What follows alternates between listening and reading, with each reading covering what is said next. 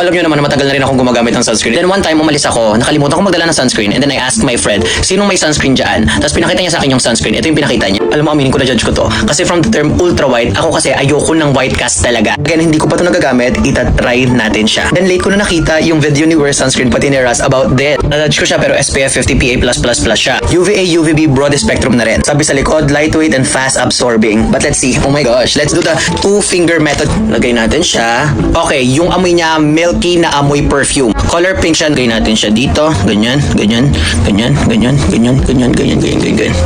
Okay. Oh my gosh. Sana hindi siya mag first impression last. Okay, let's try.